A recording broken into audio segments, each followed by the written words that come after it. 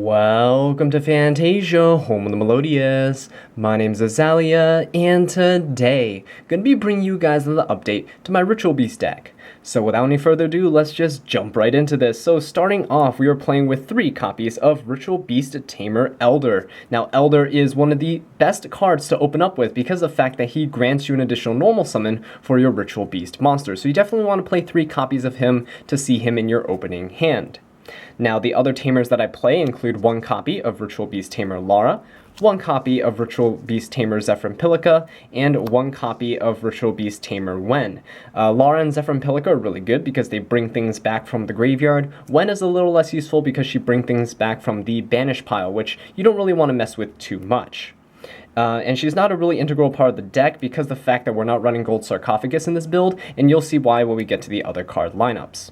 Okay, so the last Tamer that I play is going to be, of course, 3 copies of Spiritual Beast Tamer Window. This is a big change from my previous build, because my previous build focused heavily on going first, but this build can go either first or second, and it doesn't really matter. Of course, you prefer to go first, but going second, Winda is actually a really powerful card, because she gives you access to so many different options by tutoring things out from your deck, and also she allows you to go for your extra deck plays without actually having 2 monsters on your side of the field, which is one of Ritual Beast's main weaknesses. So yeah, that's definitely a really powerful lineup for the Tamers. I like the ratios, they've been tested pretty thoroughly. And next off, we're going to go into the Spiritual Beast monsters themselves. So starting off, we're playing 3 copies of Spiritual Beast Kanahawk.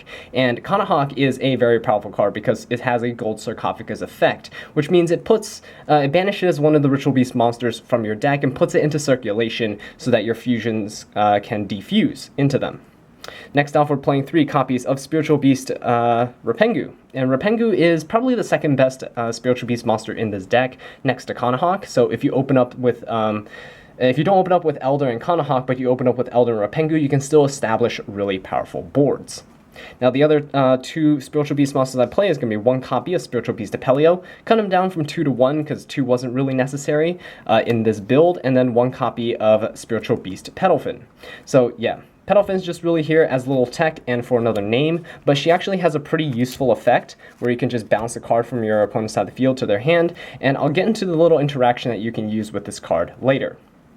Okay, so that does it for the Ritual Beast monsters. Next off, we have some hand traps, and we're definitely going to be playing 3 copies of Droll and Lockbird, because you don't want your opponent to be searching and going off and all those shenanigans. Really good against things like Gokis and especially Sky Strikers. Can also hinder other decks like Trickstars, which search quite a bit with their Light Stage and their Candina, so there's that. And we're also, in that regard, we're also playing 3 copies of Ash Blossom and Joyous Spring. Now, you can replace these hand traps with other ones if you want. You can play things like Effect Veiler. If you don't have Ash Blossom, you can play things like Ghost Ogre if you don't draw a Lockbird and things like that. So this is really up to you. It's customizable, but this is the stuff that I found to be really effective, especially for a deck like Ritual Beast, which like to play control based.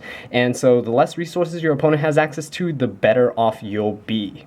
Okay, so that does it for all the monsters. Next off, a few of the spell cards that we play. We don't play too many of them in this build, so we're playing 3 copies of Pot of Desires. Now, before you guys go on a rampage in the comments section talking about Pot of Desires and me playing a lot of 1-ofs in this deck, it's very easy for you to tutor out a lot of your monsters from your deck, and Pot of Desires is really used in 2 situations. The first situation is after you comboed off and pretty much got everything you need out of the deck out into circulation, you play Pot of Desires to see more cards. You want to see more of your trap cards. And the second scenario in which you'll play Pot of Desires is when you open up with absolutely nothing and you just really need a play to get started. Now, in most case scenarios, if you didn't have Pot of Desires, you'd probably be losing that duel because Ritual Beasts are very fragile. And if you don't open up with enough combo pieces, you're definitely going to struggle to stay in the game. So opening Pot of Desires, and even if you banish a few of your 1-ofs, that's completely fine. Because we play 3 Elder, 3 Windas, 3 Kanahawks, 3 Rapengus, you're guaranteed to still have some things left in the deck for you to continue playing with. So that's definitely why Pot of Desires is here. It's not, you have to be smart with activating it. It's not just you draw into it and you activate it immediately. You want to be mindful of your resources in the deck and what's already in circulation. Okay, so next off, we're playing one copy of Monster Reborn because it's too good to pass up, and one copy of Emergency Teleport. So the thing with Monster Reborn is that you can actually use it to reborn something like your Ritual Beast Ulti Kim and Falcos, and then Ulti Kim and Falcos can go ahead and diffuse and tag out and start bringing things back to your side of the field. So Monster Reborn is one of those cards that can really jumpstart a lot of your plays, which is really good. And of course, Emergency Teleport is to help you bring out some Tamers from your deck to your side of the field to help you go for your Links or your Fusions. And yeah, that's basically it for the spell cards, just 5 of them. I cut the field spell engine in favor of the Desires because Desires was a little bit more consistent in terms of getting to your plays or for extending your boards. And now that does it for the monsters and the spells. Next off, we're going to go into the trap lineup. So for the trap lineup, starting off with the Ritual Beast ones, we're playing 3 copies of Ritual Beast Steeds, which is of course very stable. You just want to blow up all your opponent's monsters. And we're also playing 3 copies of Ritual Beast Ambush, which I find 3 to be completely fine because in this build, you definitely want to be reviving things back from your graveyard and from your banished pile. So if you have something like just opening with Kanahawk or Rapengu, you're still going to be in a pretty decent position without any Tamers because you can always send a Tamer with your Kanahawk or with your Rapengu to get them into circulation. And then when your Kanahawk or Rapengu dies, your ambush is immediately live and you can go ahead and special summon those monsters back and then go into your combos. So yeah, that's why I definitely play 3 of these. Feel free to cut it down to 2, but I wouldn't play anything less than that. Okay, so next off for the trap cards, we're playing 2 copies of Torrential Tribute. I cut this down from 3 to 2 to make this deck a little bit more consistent, and because Steeds was already really good at handling the board and wiping all of our opponent's monsters, Torrential Tribute isn't as necessary, but the interaction between Torrential and the Ritual Beast monsters is definitely something to never forget. It's a very powerful interaction, and I really do love it.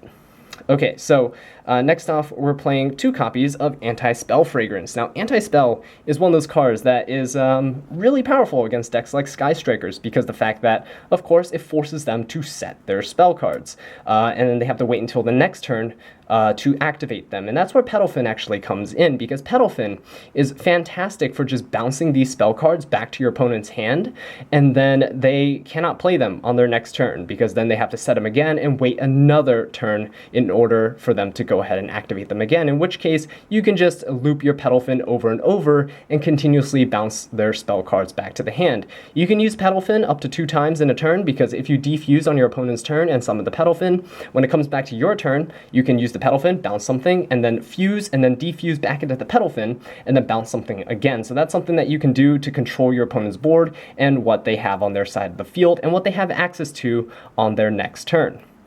We also have some stuff in the extra deck that can help with that, but we'll get into that in just a bit. Now, to help with the Anti-Spell Fragrance, we also play 1 copy of Imperial Order, because Imperial Order is one of those cards that just shuts down Sky Strikers, and that's one of the most difficult matchups that we have. It's also really decent against things like Trickstars, which play, you know, Terraformings, Light Stages, all that good stuff. So it really hinders them as well. And then last but not least, we're playing 1 copy of Macrocosmos. Now, the reason why I don't play Dimensional Fissure in this deck is because we're playing Anti-Spell and Imperial Order, but Macrocosmos is really good, not only because it banishes monsters and helps us, but it also banishes spell and trap cards. So getting those Sky Striker spells and making them not go to the graveyard and banish instead can actually help you in the long run, because it makes their resource pool a lot smaller and they can't recover things from their banished pile. So there's that to keep in mind. So yeah, that's basically it for the trap cards, and that's it for the main deck. Next off, we're going to go into the extra deck. Alright guys, so for the extra deck, starting off, we are playing 3 copies of Ritual Beast Ulti Kim and Falcos. Now, Ulti Kim and Falcos is a fantastic addition to this deck because of the fact that it does not actually specify having a Tamer and a Spiritual Beast monster. In fact, it just says 2 Ritual Beast monsters, so you can use 2 Tamers or 2 Spiritual Beast monsters in order to summon it, which is actually extremely powerful. And it's also one of the monsters that you can revive from your graveyard, which is very essential. That's why we play Monster Reborn. So if you can Monster Reborn this card back to your side of the field, then you can actually defuse it and summon out a Tamer and a Spiritual Beast from your banished pile, and then just keep comboing off from there. So Ulti Kim and Falcos is actually a very crucial card for the deck, and I bumped it up from 2 to 3 because it's a little bit more versatile than having an extra Ulti Guy Pelio in the extra deck, so that's why I opted for that. Now, we're also playing one copy of Borlo Dragon for the last Link monster in this deck. We don't really Link summon too much because Ulti Kim and Falcos is just all we need. We don't run Great Fly either because the fact that Ulti Kim and Falcos already boost the attack of our Ritual Beast stuff, so we don't really need to rely on Great Fly for any additional attack boosts. Alright, so yeah, Borlo Dragon is just here for utility, help you steal your opponent's monsters and get over large threats.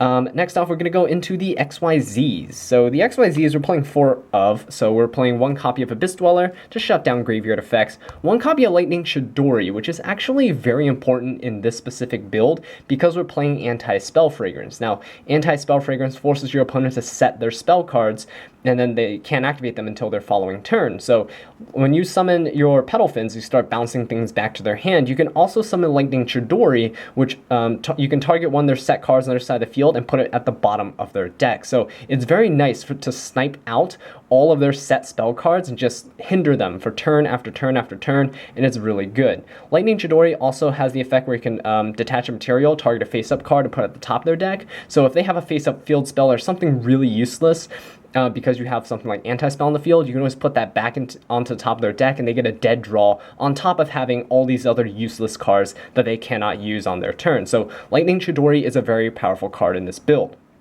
Now we're also playing one copy of number 41, Baguska, the Terribly Tired Tapir.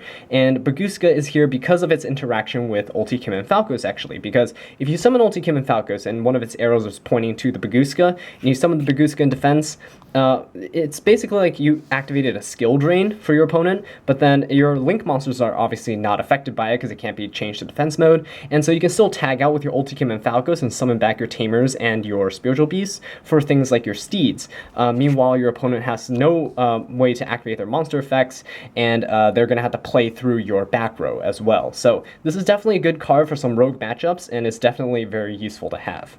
And last but not least, we're playing one copy of Tornado Dragon. This is the other option that you can go for if you don't want to go for the Lightning Chidori and put things back. You can easily go for the Tornado Dragon, just pop it and get rid of it, which is also really nice. We're not main decking any spell and trap removal, so this is like your option for it if you really do need to.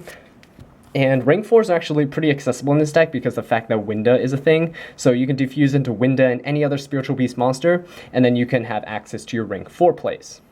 Okay, so that does it for the XYZs. Next off, we're just going to go into the fusions to cap things off. So obviously, you're playing the king of the Ritual Beast. You're playing Ritual Beast Ulti Kanahawk, which obviously just helps you search out all of your trap cards and all that good stuff. Now, we're also playing 3 copies of Ritual Beast Ulti Apelio. People like to play 2 copies of him. I just like 3 because Ulti Apelio is one of the monsters that you'll summon really often off of Winda. You'll crash your Winda, you'll summon your Ulti Apelio, and your Ulti Apelio can attack over your opponent's things. With 2600 attack, it's pretty much going to be attacking over most things. The only things it can't deal with are things that are obviously above 2600 attack, but for that, you have Ulti Guy Apelio. Okay, so we're also playing 2 copies of Ulti Petalfin. Ulti Petalfin is the card you typically want to end your turn on because she's a defensive wall. All the Ritual Beasts can defuse on the opponent's turn, so you can easily avoid targeting effects, but then Petalfin also has built-in destruction protection, so that's why she's actually really good to end your turn on, so your opponent can't just pop her. Next off, we're playing 1 copy of Ritual Beast Ulti Guy Pelio to round things off. It's a 3,200 attack beat stick that can get powered up by your Ulti Kim and Falcos, unlike Ulti Apelio, because when Ulti Apelio attacks, it's unaffected by everything, so it actually lowers its attack back to 2,600, which kind of sucks, but we have Ulti Guy Apelio that fills that niche, so that's kind of nice. You rarely ever summon him, but if you do, you're probably going to be winning the next turn. So yeah, that does it for the extra deck, and that does it for the deck profiles. So thank you all so much for watching this video. I really do appreciate it. If you enjoyed it or found it helpful, please leave a like, subscribe for more Ritual Beast content, and leave a comment down below letting me know what I can do to improve. And until next time, take care.